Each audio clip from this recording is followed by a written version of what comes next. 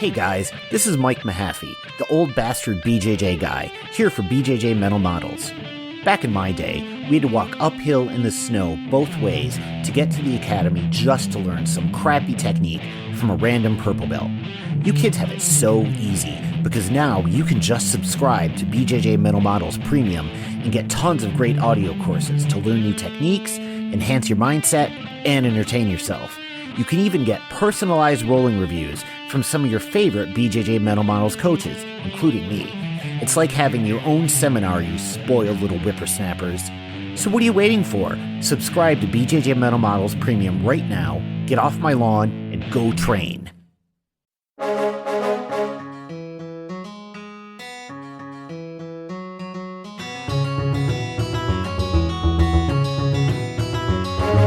Hey, welcome to BJJ Mental Models, episode 325. I'm Steve Kwan. BJJ Mental Models is your guide to a conceptual and intelligent jiu-jitsu approach. And I'm back again with the old bastard himself. I got Mike Mahaffey on the line. Mike, how's it going, sir? It's going fantastic. How are you, Steve? I am doing very well. I am excited to have the chat. We've been talking about this topic for a while. I think you're the perfect guest for it. But before we unload that, just in case people haven't heard you on the podcast or our courses before, got to give yourself a quick intro, man. Tell them who you are. Oh, geez. My name is Mike Mahaffey. I am a second-degree black belt out of Lansing, Michigan, training at Magic BJJ. Our school is a combat-based school under Chris and Melissa Hodder. I've been training for about 18 years at this point in time, and I'm old. I'm 52, which is old in jiu-jitsu years. I've spent a lot of time working on a game that works for people my age with all of the strengths and limitations that come along with that. Yeah, absolutely. So people probably who listen to this podcast will best know you as the guy from the ad read at the beginning.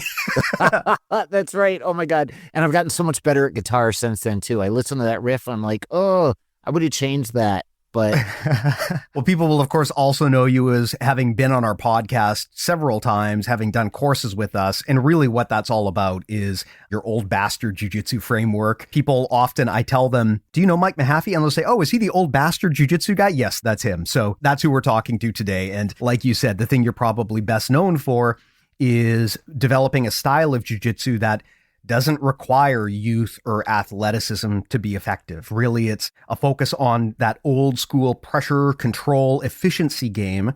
And I think that's going to tie very closely into the topic that we discuss here today. So how about I turn it over to you, Mike? Why don't you kick this one off? Sure. Well, today we're going to talk about economy of motion and why that's important in jiu-jitsu, how you can develop it, and what makes it so effective. This raises the question, what is economy of motion? It's a saying that I'm pretty sure everyone has heard. It's not a jiu-jitsu thing. You hear this everywhere. Economy of motion. Well, to you, in the context of jiu-jitsu, what does that mean? How would you define it if you had to put it in the dictionary? I would define it as using as little movement as possible to solve jiu-jitsu problems on the mat.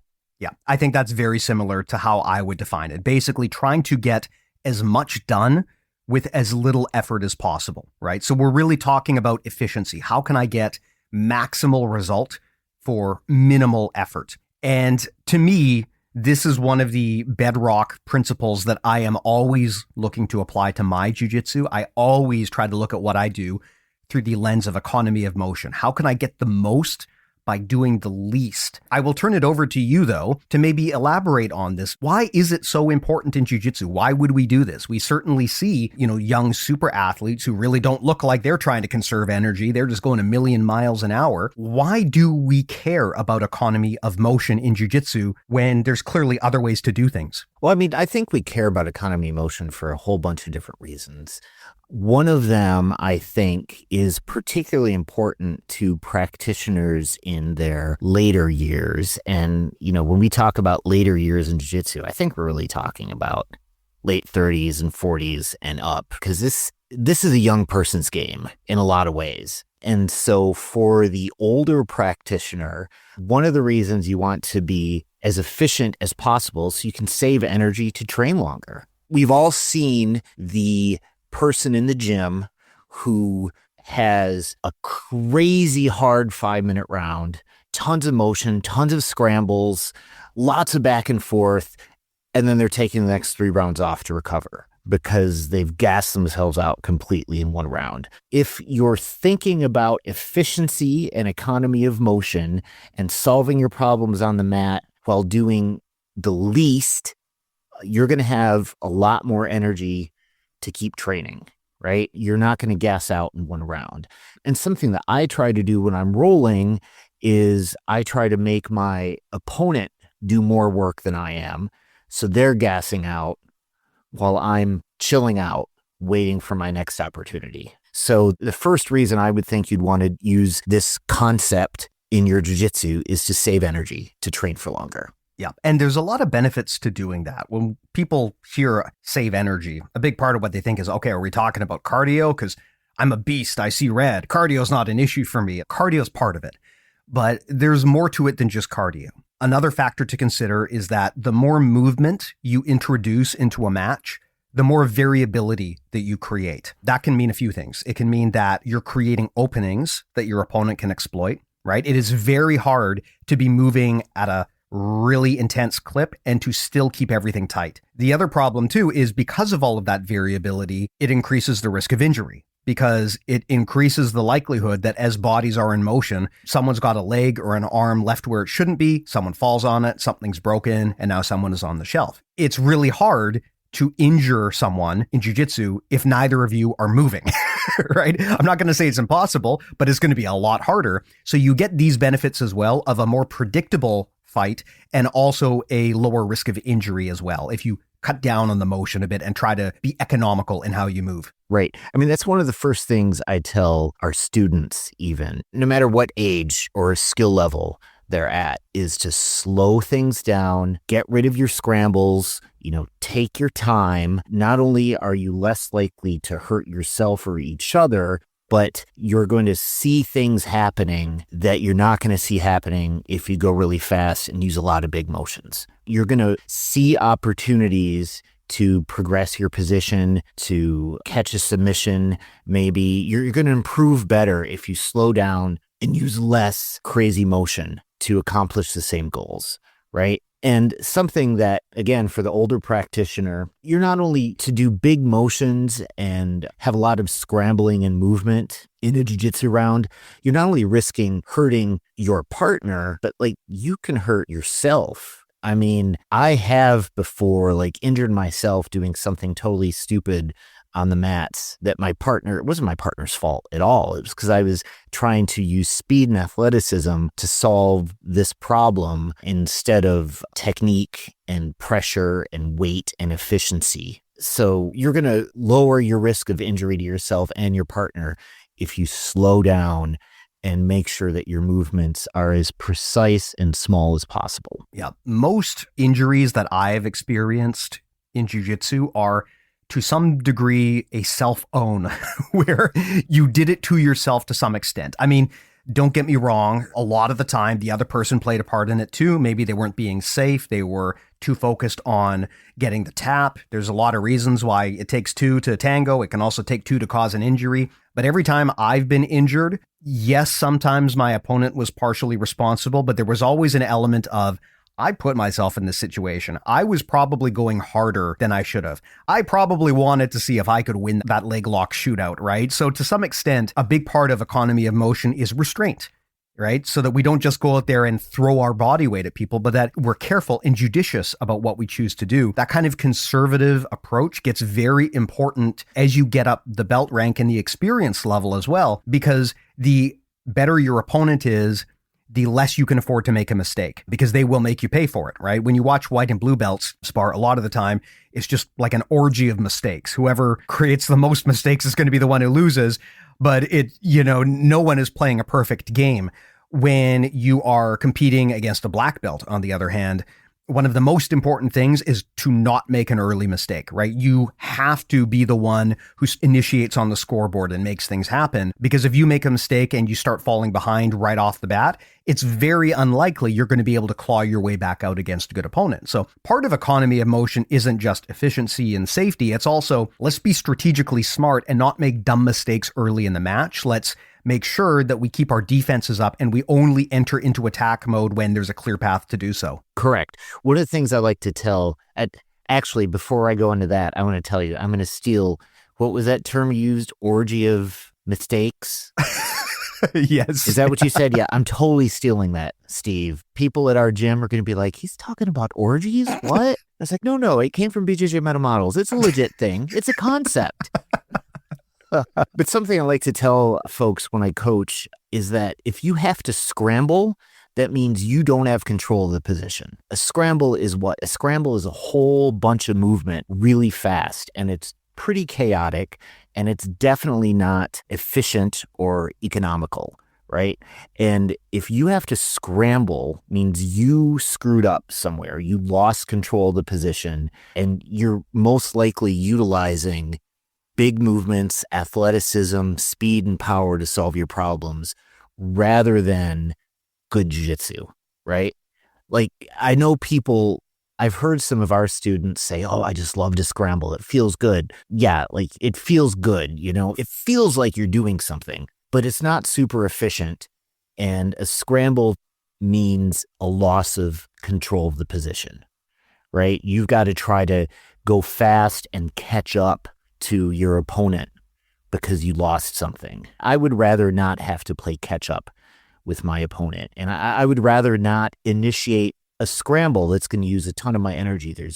I'm 9 times out of 10, I'm able to avoid a scramble because my motions are tiny and small. And even if I lose control of the position, like I know where I'm headed, I'm not going to have to rush for it to catch back up. You know what I mean? Yep, absolutely. Something that our mutual friend Rob Bernacki is known for saying is there's no such thing as a scramble, which he says a bit facetiously, right? But what he means by that is that most of the time when people are scrambling, what's really happening is neither of them are in a position where they either can do a technique or know what technique to do. So they just YOLO and use athleticism instead. And when you substitute technique for athleticism, that's when injuries and mistakes happen. And so being economical with our motion has the benefit of preventing us from doing that. And that's not to say there's never a time or place to scramble, but that when you do a scramble, you also need to be making sure you're doing it from a safe position. If you scramble recklessly, that's how you get guillotined. That's how you get armbarred, leg locked. That's how injuries happen. So even when you're scrambling, a good person is going to make sure they do that from safe angles, right? And that is a skill you can develop. But for everyone as a baseline, if you don't know what you're doing, you definitely don't want to try doing it faster. Oh, yeah, correct. I mean, especially in the learning phase. I mean, like I said a few minutes ago, if your jiu-jitsu constantly looks like a scramble, you're not seeing opportunities to do things better or more efficiently. Not only are you leaving yourself open for your opponent's attacks and counters, but you're not seeing things that you could be doing better. So I'm always encouraging students, both people sparring, in the training room, slow it down. Slow everything down. See the opportunities to do good jiu-jitsu. See the opportunities to use your weight, use your pressure, use your leverage. Because just flailing around in an orgy of mistakes is not going to work well for you. Man, I'm going to be stuck on that phrase. That's going to be... we're a family show, Mahaffey. Keep it together. Well, hey, here's another thing to discuss, right? When people hear about economy of motion, often they will think that's an old bastard game, but I'm not an old bastard. I'm a young bastard. I'm in my prime. And so people will often think that this is something that older people need to worry about. And I would say that it is probably closer to a requirement for older people, but I also strongly suggest that younger and more athletic people also look at things through the lens of economy of motion. I really think this is a framework for everyone, but I would love to hear your thoughts on that because I know you share that opinion. Why does it help these young people? Like, what is it going to give them that might surprise them if they assume that this is a framework for older grapplers to use? Fair enough. So that brings a couple of thoughts to mind. First of all, effective jiu-jitsu isn't always pretty jiu-jitsu. Okay. So effective jiu-jitsu isn't always highlight reel stuff. It can be. Highlight reel stuff is often very effective jiu-jitsu, but effective jiu-jitsu isn't always the highlight reel of the big flashy movements, right? Of the giant throws or the spinning reverse De La Hiva arm bars. I'm just making crap up now. So I want people of all experience levels and ages to understand that it doesn't have to be flashy to be effective. And your question was what? Why should people of all ages and skill levels train like this? Yeah, why is it so effective even at a younger level, especially when you're dealing with opponents who might be really scrambly? Why would you want to try to slow things down rather than to use your own athleticism to match theirs? Well, because slowing things down puts you in more control of the match. Like old school jiu-jitsu is about an old bastard jiu-jitsu, and old bastard meaning anybody on the mat who wants to identify as an old bastard, right? It's age and gender agnostic. It's about controlling your opponent, basically draining the will to fight right out of them, and then submitting them when they tell you they want to be submitted. And that doesn't happen with big flashy movements necessarily. You know, it's good for newer students because it teaches newer students the principles of weight distribution and controlling an opponent. It's great for older grapplers because it reduces the risk of injury, keeps us on the mat longer. Like, I believe this for grapplers of any age. Like, your number one nemesis on the mat is injury, right? If you're 16 years old and you're out there scrambling and throwing your arms and limbs around and you pop your knee 5 times, you're off the mat for weeks or months, right? You're not getting any better when you're off the mat. So training like this is going to help you continue to improve with much less risk of injury, which keeps you off the mat, which keeps you from improving, right? You can't get better when you're not practicing. So this is good for older grapplers. This is good for newer students in avoiding injury. This teaches people how to control their opponent better. This is good for competitors, right? Like if you're in a competition and all it is flying, jumping around scrambles, you're likely to leave something wide open and get it snatched up, and then you're done, right? If you're in a one and done tournament, if you're in an IBJJF tournament and you don't have control of the situation, you're increasing the risk of your loss. Something that you said earlier, Steve, made me think about back in the day when I would go to tournaments, coming up through the ranks, white, blue, ish. So quite a long time ago at this point. And there were very few black belts in Michigan. Okay. And so we'd go to these local tournaments and we'd compete and watch other people compete. And we would see the lower belts, white, blue, purple, even big flashy movements. I remember one of our purple belts won one of his matches with this highlight reel flying armbar, right? It was pretty amazing. Okay. Fun to watch, it was effective, but not necessarily economy of motion. But then there were black belt matches, and I could probably count on one hand the number of black belts within 150 miles of us. And so this was super rare. And the whole gym would go quiet, and these two black belts would slap bump, and they would go, and it would be the most freaking boring match of the whole day. Somebody would get a takedown or someone would pull guard, and, there'd be these very tiny little movements, and then boom, a position would change and it would stop. And these very tiny little movements. So it was super efficient. And it struck me even back then, the difference between what I was seeing with the lower ranks and these black belts. Like their economy of motion was, it was so economical.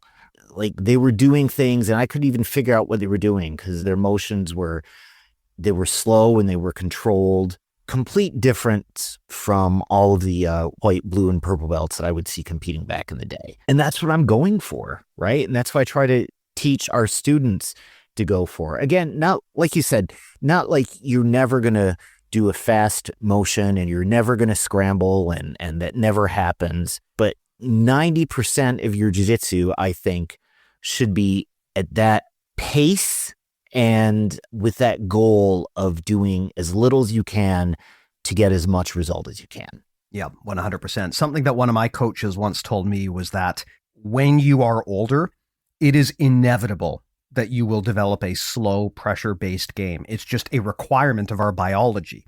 Yes, you can invest in your teens and 20s and maybe even 30s in doing flashy athletic stuff, but time is undefeated, right? Father time is undefeated. It is inevitable that you will have to slow down. So the challenge is that a lot of the fast, flashy jiu-jitsu, it has a shelf life, whereas the older, slower, pressure control based is something that you can really do as long as you're able to move. And so it's easier to keep doing that as you get older. And in fact, because of your experience level, it can even become more effective as you get older because you're better at doing it. If I have two bodies in motion, then a big part of what is going to happen comes down to who's more athletic. I mean, skill aside, yes, skill matters, but it's very hard to overcome a huge strength, size, speed, athleticism disadvantage. Very hard to overcome that. But if I can just halt all movement and I can control exactly what happens, then for me, that is going to play directly into my wheelhouse because it takes away all of the advantages that they're relying on. It's why I love a lot of techniques that kill a person's base completely. Like a stack pass is great. I love the stack pass because... Yeah, I remember that. Yeah, I love that move because if I can get someone's feet off the ground and I can hold them there, it doesn't matter how athletic they are. What are they going to do? I mean, I've sparred with real young athletic people, and once I get them into a stack, they will try to explode their way out of it. And it's not going to happen. They're going to get a hernia trying to do that too. Oh my word. For your listeners, my snide comment about Steve stack passing, the first time Steve and I met in person and trained, he stack passed me and I had to tap from the pass. It was excruciating. And yeah, it did a great job of keeping me from moving and slowing everything down. And I remember his smiling face up above me, just grinning away like, oh yeah, what do you think of that, Mahaffey? Like, okay, this is good. I was very satisfied with the result. You were, and I was impressed with it. And yeah, it's not something I'm going to forget. As long as we're friends, I will never let you stack past me again. It was awful. But I mean, that is a great example of economy of motion. You got the desired result and you didn't even have to move once you got me in that position. I wanted you to. I was trying to give you the pass, right? As please just take side control. Please just take side control. But you got the desired result with very little motion. And you know, that's another thing, I think. I'm a big proponent of not just showing somebody how to do something, but having them feel it too. And that's one thing with very economical jiu-jitsu. I mean, Hickson has that thing that he calls invisible jiu-jitsu, right? And that's just super economic. I don't want to say just. I'm not Hickson. I'm nowhere near the level that Hickson Gracie ever was, but I love his concepts of invisible jiu-jitsu. And a big component of that is super economical motions that are really not very easy to see. Like, you can't really watch video of a match and be able to pick out exactly what's happening when somebody has jiu-jitsu like that. Like, there's like this shift of the hip and the, little bit of weight distribution here. And it's not this big motion that a camera picks up. It's not John Wick stuff. And like, I want people, when I teach people, when I'm teaching them something that's along those lines, like I want them to feel it. And it feels totally different than the person scrambling around you, cartwheeling, baramboloing to take your back, right? It's demoralizing almost for an opponent. Like your stack pass, for example, it was demoralizing. Not like in a bad way. I didn't need more therapy or anything because of it, but I was stuck. I guess I didn't do it right then. I know. Next time, Steve, how about April in Louisville? We'll get it on camera. We'll just pose it. It'll be perfect. But yeah, like this kind of jiu-jitsu, when you feel it, it's kind of demoralizing. That's part of the effectiveness. Like, you want to use these techniques and your weight and your leverage to kind of drain the will to fight out of your opponent with this. And that's not done by cartwheeling and flipping around. So it's another reason why I think everybody should learn this. Again, you're not going to use it all the time. It's not like you're never going to move quickly or do a big motion, but the foundation of what you do on the mat, in my opinion, should be the biggest bang for your buck with the least amount of effort. Yeah, I would agree. It's interesting because I remember back when the advice you would get in jiu-jitsu was do whatever you can to advance up the positional hierarchy and score your points along the way. And you want to make that happen quickly. I want to get past your guard quick. I want to hold position, advance quick. And that has changed a lot now as pressure has come back in vogue, and people are much more concerned about this now. Often now, people are not in a big hurry to pass. They want to stay there, right? And there's a lot of ways that you can describe this. One thing that people use to describe it, they'll sometimes call it camping, where you hang out in a position rather than trying to pass too quickly. And part of the reason why is because in certain positions, if you stop there, it depletes their energy and their morale a lot faster than yours. Now, I mean, time considerations aside, right? If you're down on points and you've only got a few seconds left, then yeah, you're going to have to go fast. But that consideration aside, sometimes it makes sense to hang out in that horrible situation for them, right? Where you're not exhausting a lot of energy or effort, but you're putting your weight on them. As you have said, one of the principles of old bastard jiu-jitsu is make them carry your weight. If you can get into a position where they are tremendously uncomfortable and your weight is on top of them and you can just kind of hang out there for as long as you want and they have to work, it can be tremendously demoralizing to get stuck there. A lot of those positions, like the stack pass is a great one. If you can just hold someone upside down, you'd be amazed how quickly you can break a person there. It doesn't feel like it should be bad, right? But you know what? It's different being gently stacked for 2 seconds versus being gently stacked for 20 seconds. It makes a huge difference. And at some point, it almost becomes like a submission. Correct. 100% correct. I utilize camping all the time. I like to camp. I like to get to half guard. I mean, ideally, of course, if I can pass in one fell swoop to side control or mount, that's awesome. But 9 times out of 10, you end up in half guard. And I just camp, flatten them out in half guard and take my sweet time. And there's very little motion involved. Very little. I'm just keeping my weight on them in a way that is very uncomfortable for them. I'm completely relaxed, and they'll tell me when they want me to pass. So, yes, camping is one way. That's a very concrete example of using economy of motion in your jiu-jitsu. Sanjay Hibero on this podcast once said, 15 seconds of proper pressure will crumble a lot of men. And I think that's an amazing quote. Oh my gosh. Yes. That's awesome. Yeah. And it's absolutely true. And I think this is where maybe the classic self-defense wisdom about jiu-jitsu actually has a lot of merit. You don't have to rush to get a submission necessarily. Just holding control and taking advantage of those positions, that will just break a lot of people. And people often think we're talking about untrained people, but not really. I mean, really good people can get destroyed by pressure. You see this now in high-level competitions. There was this time where people would say that, well, you can endure the pressure, blah, blah, blah, blah. Not really, right? If the person is really intent on using pressure as a tool against you, it's very hard to endure that. And even if you do endure it, whatever's left of you afterwards is not going to be in the same state as you were beforehand because the other person has made you put in all the work, which is the beauty of that strategy. Yeah, correct. And pressure can cause panic, which can then lead to submission. It can cause people to make mistakes, which can lead you into a submission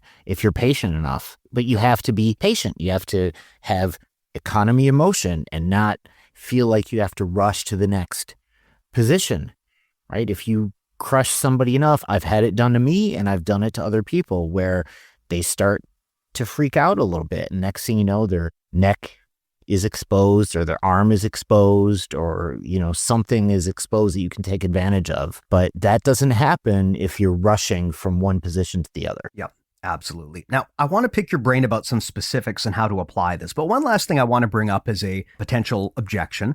You talked about how for many people, when they see people playing a game that is heavily focused on economy of motion, it can look really boring at first. And of course, jiu-jitsu is not always the most exciting spectator sport already. When you watch two black belts go at it, often it can look like they're not really moving or doing much, even though, as you said, if you were the person in the match, you would know that these two are fighting for their lives. But to the spectator, it can look like no one is moving. And that can be a problem for people psychologically because no one wants to be a boring fighter. The issue there is that sometimes if you're focused on being flashy, you can work against your own self-interests and create mistakes because you feel pressured to go crazy when it would be better to be restrained. What are your thoughts on that in terms of how that fits in? Because this is I don't think it's necessarily the biggest concern, but if you're a pro competitor, you may reasonably be concerned about being an exciting fighter. What are your thoughts on how to balance that with just this idea that economy of motion is a good strategy? That's a really good question. I am super far from a pro competitor, as my competition record will show. But my knee-jerk reaction to that is I don't care. I don't care if I'm flashy to watch. All I care about is effective. And I would rather, on a personal level, I would rather have my sparring partners or opponents say, man, Mike, I was stuck. I couldn't go anywhere, or I thought I was going to die under your pressure, than have a bunch of spectators say, oh, that was a fantastic flying armbar, or, flying triangle, or that was the best hip throw I've ever seen, or whatever. I'd much rather have my opponents feel stuck or, panic from my pressure than have the spectators tell me what a flashy match it was. Take that with a grain of salt, though, because I'm not a pro competitor. I am not focused on putting butts in seats to watch matches. But as a lifelong martial artist, I do think that the focus, the flash, can water down the combat effectiveness of an art. Jiu-Jitsu not being the only martial art I've ever done, I felt that way about the other arts I've trained as well. So my feeling is I really don't care. I don't care if people don't like watching me or not. So I hope that answers your question. But, I'm sure there's pro competitors that you have on the show and friends of ours that would beg to differ, and that's okay. I'm open to hearing that. Maybe I can be convinced, but I don't think my body can do what theirs does anyway, so probably a moot point. Yeah, there's absolutely a style question there. I know that there are amazing grapplers out there who completely abandoned this concept, right? We were talking about this. One of our friends of the show, BJJ Mental Models sponsored athlete and coach, Margot Ciccarelli. Love Margot. Yeah, but her whole game is the opposite of this. It's incredibly speed-based. And in fact, a lot of the time when I watch her, it feels like what she's trying to do is disorient her opponent. And that is a valid strategy, but the attribute requirements and the skill requirements for doing that are exceptionally high. First of all, you need to be able to move like she can move to be able to play that kind of game. And second, your technique needs to be so razor sharp that you can do like a 12 move sequence, right? Without getting tired and also without leaving any openings. That it's possible, but it's very hard to do. I would say in terms of how I square this away, the way that I like to think of this is all other things being equal, I would prefer to optimize for economy of motion. But Margot's case is a bit different, right? Because you're talking about someone who is specifically invested in that type of game to the point where her ability to do that is probably more effective for her than you or I just doing a stack pass or something like that. So all other elements are not equal for her, right? She's using this strategy and she's heavily invested in this to win. So in those cases, I think it's fine, absolutely fine to build a game like that. But I would say that if all else is equal, if I'm grappling with someone and I've got two different options in terms of what I could do, and they're both going to achieve roughly the same result, they're both roughly as positive, they both have roughly the same downsides, but one of them requires a lot less movement and energy expenditure, I'm going to choose that option, right? If all else is equal, if I feel that my odds of success and the risk of failure is basically the same, but one option is going to be a lot less work for me, I take the option with less work, right? That's to me what economy of motion means. It doesn't mean you can't move fast if that's the better choice for you in the moment, but if all else is the same, I'm going to choose the thing that's lazy. Correct. I would agree. And, Margot's jiu-jitsu is phenomenal. I have ultimate respect for her. I got to attend a seminar last year with her and meet her in person, and it was a great seminar. I really dig Margot. She's very cool.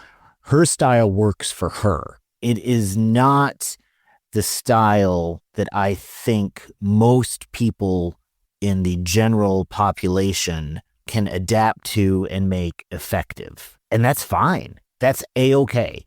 100% A-okay. Not all of us. There's only one Margot, and she's freaking awesome. If I were equally as good at her style of jiu-jitsu as I am mine, I would probably teach mine to the majority of our students and teach hers to the people that had lots of time and energy and innate athleticism to take advantage of what she does. Does that make sense? 100% makes sense. And Margot, if you listen to this, please don't come murder me. I really like you and I like your jiu-jitsu. I just can't do it. You're going to get dojo stormed by Margot Ciccarelli. Oh my God. I know. I heard some old guy here said my jiu-jitsu sucks. It's going to be great. Oh, not at all. So when I was at this seminar with her in Michigan last year, there are a lot of people that I knew that attended because you just know people in the jiu-jitsu community in your state, right? And she was doing like AOJ style passing, and she kind of made this joke like, oh, Mike, you need some mobility training. And one of my buddies there said, Margot, this is Mike with mobility training.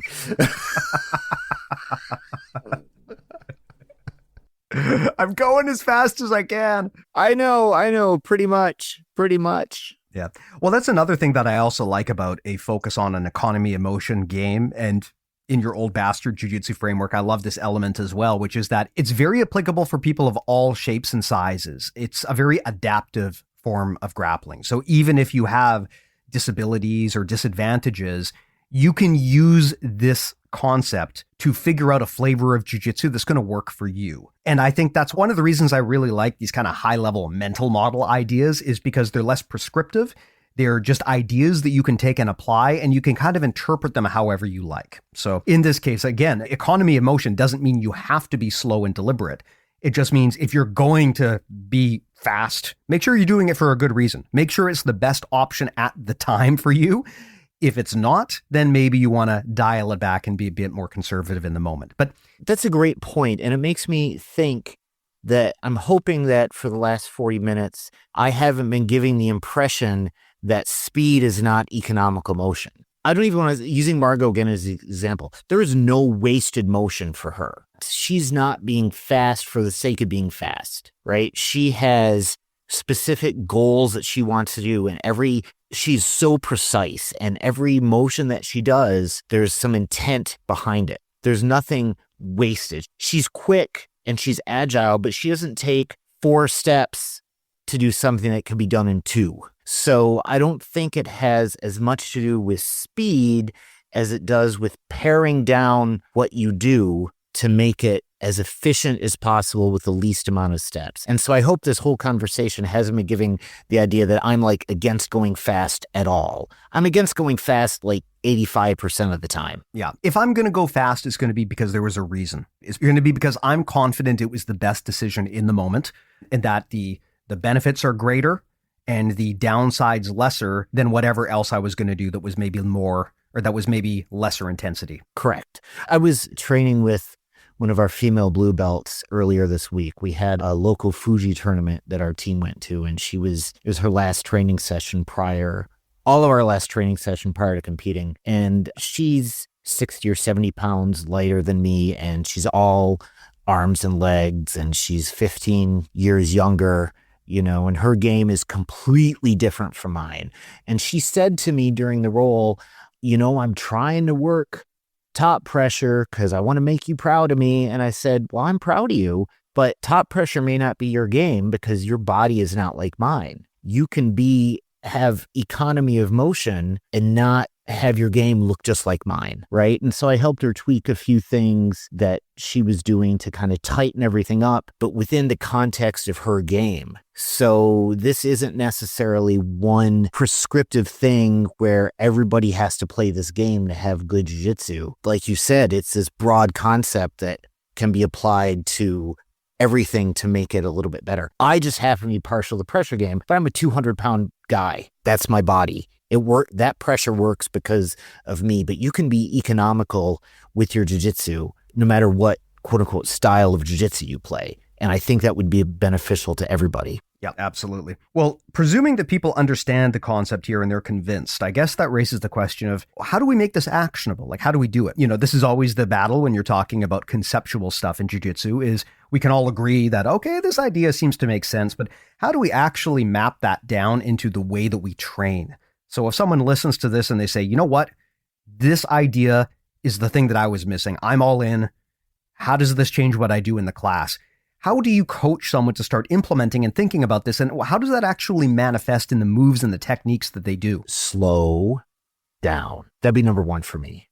Go against your instinct to solve your problems by going harder and faster.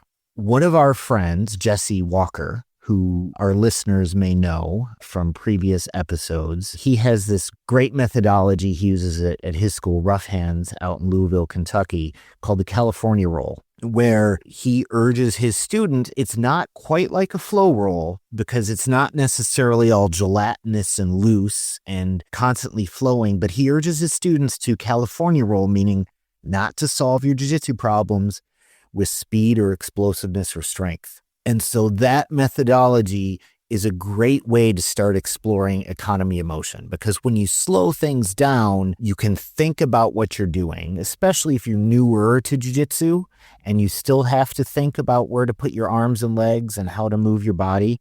You can slow things down and figure out the most efficient ways to get your thing done without all that extra movement and flailing around. So that would be number one, is slow down. Number two is, as you start to understand jiu-jitsu a little bit more, you should be thinking about the goals of each position. You get to a point in jiu-jitsu where you're no longer thinking about applying technique per se. You're not thinking through, let's take an armbar from guard, bottom guard, right? You're not thinking, grab the arm, put it across the center line, put my foot on the hip, turn my body. You're not thinking step by step through that, right? So slow down and then think about what the goals of each position are. So for an armbar from guard, for example, your goal is to get an arm across the center line, break posture, isolate it, and hyperextend it. How do you make that more economical? Well, maybe you can start to take some of those steps away, right? Maybe you don't have to put your foot on the hip, stop and turn. Maybe you can accomplish some of those things with fewer steps. There's a particular armbar from guard that I like to do that is more economical, and it's sneakier because it gets rid of some of those steps. You accomplish the goal of breaking the posture and isolating the arm quicker. You're not moving quicker necessarily. You've just eliminated some of those 2, 3, and 4 steps that a beginner might do. So first is slow down, and then you've got to start thinking about what your goal is in every position with every technique. Not just the steps, the 1, 2, 3 diagram, but what's your goal here? And that does take kind of a deeper understanding of jiu-jitsu, but we're in this for life, so we got all the time we need, right? Yeah. One thing that can be really handy is, especially when you're talking about a particular submission, this is where this often comes up, is changing your training to focus so that getting the tap isn't really the priority, but rather focusing on control. So our mutual friend, Josh Wentworth Kintanen, right, from Apex MMA in Georgia, the way that he teaches this is he's got games that he plays with the students where if someone gets the other person into a submission, the goal is not necessarily to tap them, but it's to hold control for as long as you can. And that also allows the other person to work on their escapes against really good resistance. Now, there is a time and a place to train your finishing mechanics, but often the thing that you really need to train is how can I actually get into and hold this position so that this person cannot get out?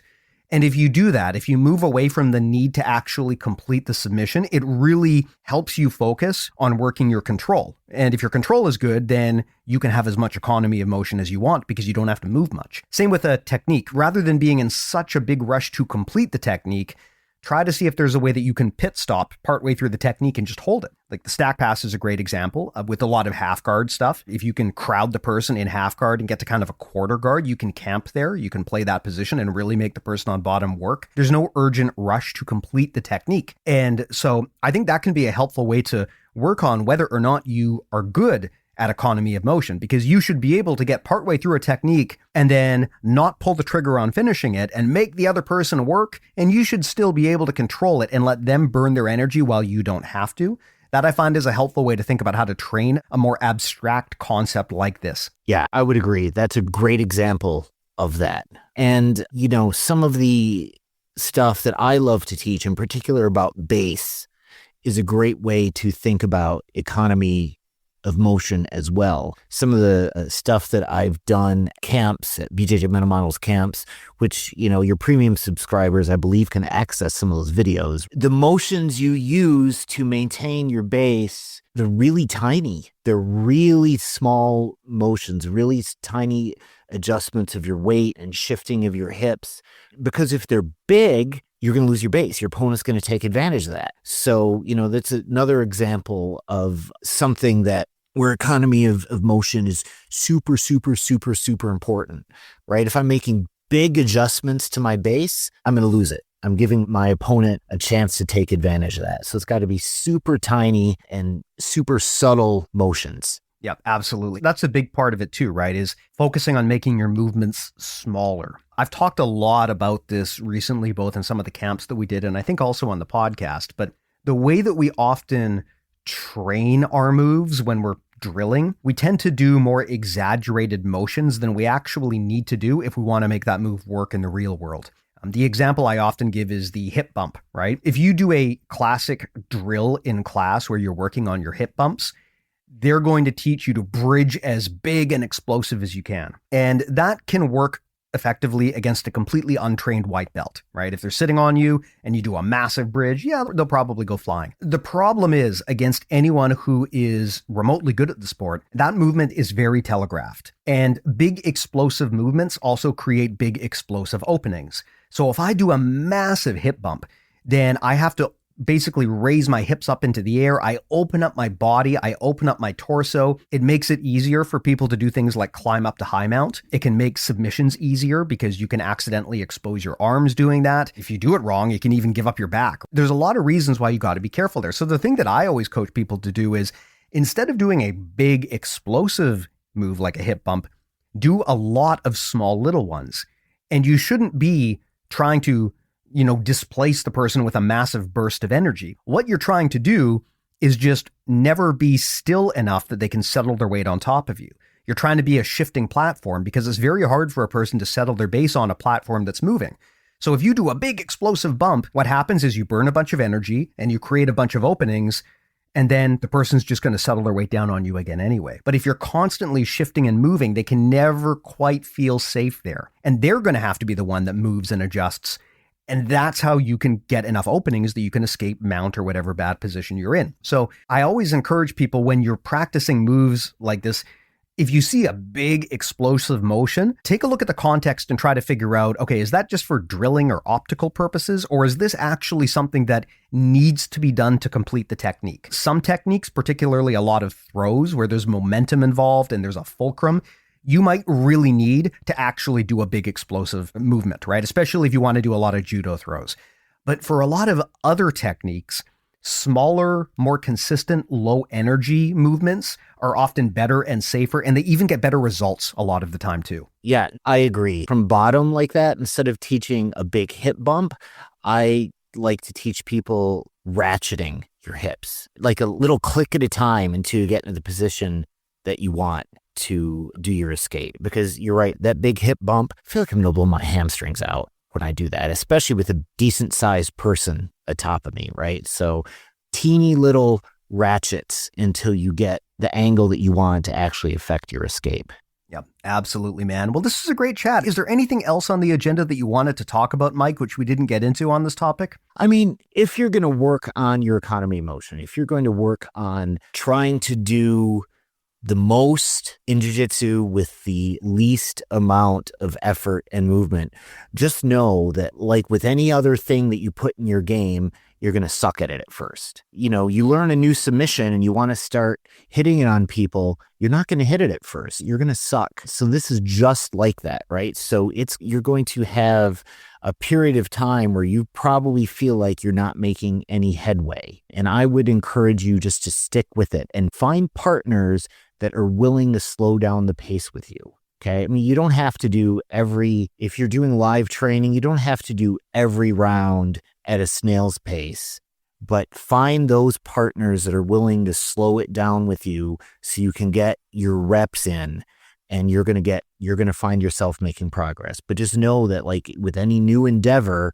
learning any new skill, you're going to be bad at first, and that's okay. And if you've been doing jiu-jitsu for a little while, and you're not used to this kind of style of training, you may feel like you're taking some back steps, and that's 100% okay.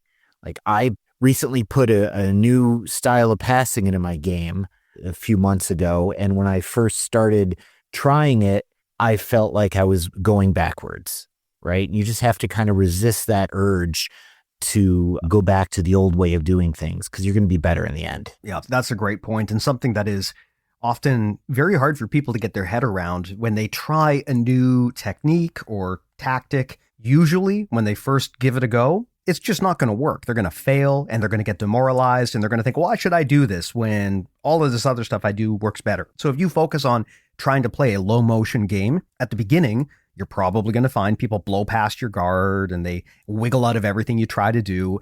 But it's important to understand that that's part of the learning process and to not get discouraged, right? So much of the time when people try something new, they give it up way too quickly because they don't see the results right away, especially if they have a bit of experience under their belt, because then they've got other options, right? If I have a blue belt level arm bar, why would I try a knee bar if it's only white belt level? I'm going to have better luck with my arm bar. But you know what? The way that you get good at things is you practice it. So I think that's great advice. The people should lean into these areas of weakness. That's how you develop them. And that's probably going to mean that you get your guard passed a bunch in the gym and people escape all your stuff. But what you find is over time, the more you do that, the harder it's going to be for people to escape your grasp, right? And that's how you build that boa constrictor pressure, where the person just can't escape and they're getting so tired. That's kind of the beautiful thing about jiu-jitsu, right? Is they have to work and I don't have to. So this is the game plan to get there. So hope that was helpful. I really enjoyed this conversation, Mike. Thanks so much for doing this. Oh yeah, thank you for having me. I really appreciate it, Steve. And remember, Margot, I love you. Your jiu-jitsu is amazing. I'm really thinking back on this. I'm like, God, please don't come after me. But, you know, different styles for different people. It's all good. I hope that Margot posts this giant, weird, cryptic Instagram story about how, like, the old people in jiu-jitsu sometimes say things about me and blah, blah, blah, blah, and they don't, and everyone's going to know she's talking about you. That's going to be my amazing. God, that'd be amazing. That would be absolutely amazing.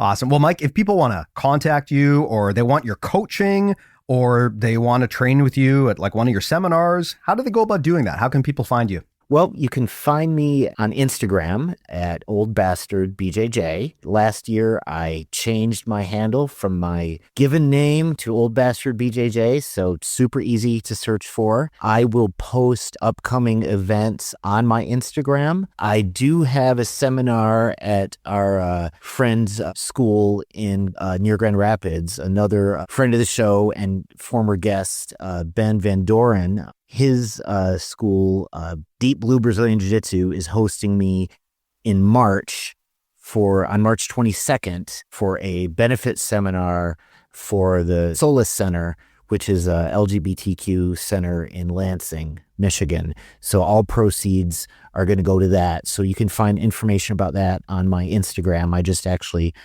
posted this really cool poster my daughter made, my teenager made for it on Instagram today. So today, but so whenever this comes out, it will have been on there and I'll be posting it continuously. There's also a BJJ Mental Models camp coming up in April 11th to the 14th at Rough Hands Jiu-Jitsu in Louisville, Kentucky. And I'll be there along with a bunch of other people from the BJJ Mental Models community. You can find information about that, I believe, on your website, right, Steve? On the BJJ Models website? Yep, that is correct. I will also put links to all of the stuff in the show notes too to make it easy. So a lot of opportunities to train with Mike coming up. And of course, like you said, we've got that camp coming up in April. So if you are in Kentucky, would love to see people. We're going to have a bunch of people out in Louisville, so that's going to be a blast. I will put links to all of that in the show notes. Of course, I'll also put a link to our stuff. Everything we make lives at bjjmentalmodels.com. I always tell people that you can go back and listen to any of the episodes that we've done, and they're all intended to be timeless, and we don't talk a lot about current events or things that are kind of fashion-based. They go in and out of vogue. We don't talk about that stuff that much. Everything should be just as useful today as it was when we recorded it. So I always encourage people, go through the back catalog, and if there's a topic you see that really speaks to you, it's probably worth a listen. You can also, please do reach out to me if you've got any questions about things you want to study on, or if you have any areas of skill that you want to develop. I can probably point you to some resources that, we don't even charge for. We've also got our mini episodes, so if you want quick hit concept breakdowns of some of the big ideas in jiu-jitsu, you can get those in the main feed too. Join our newsletter. It's also at bjjmentalmodels.com. And please, if you haven't done so, I would really appreciate it if everyone would take a look at BJJ Mental Models Premium. For those who don't know, if you struggle with the kinds of problems that go beyond technique, like I'm having trouble remembering things in class, I feel like I'm not good at this. How do I learn faster? How do I stop hesitating when I'm rolling? How do I beat bigger, stronger opponents? If that kind of problem is the kind of problem that you're dealing with, and frankly, I know it is, then understand that that's where we make a lot of course material to help people overcome those issues. Specifically, if you liked this conversation, Mike and I have a great 5-part course on his framework for older grapplers, but I think it's really effective for anyone, quite honestly. And of course, you can also get coaching from folks like Mike, and you get access to our awesome Discord where you can tell me all about your life problems, Mike as well. And and we will do our best to help you out. Mike actually is a social worker, so he can actually help you, whereas I can just pretend to. So there you go. There's real talent out there, and it ain't me. But anyway, all of that's at bjjmentalmodels.com. Please do consider taking a look. And yeah, I would love to see people in our Discord, on Premium, and definitely at the seminars that we've got coming up as well. So, as always, Mike, thanks a lot for coming by, and I'm looking forward to seeing you in person in just a few months. I cannot wait, Steve. I appreciate you. Thanks for the chat. You too, my friend. And of course, I also appreciate everyone who listens to us. I know you guys have a lot of stuff on your minds. I know that you're very busy, and I know there's a ton of podcasts and jiu-jitsu stuff out there. So I do appreciate everyone listening to this one. Thanks a lot to everyone, Mike as well, and I'll talk to you guys in the next episode. See you then.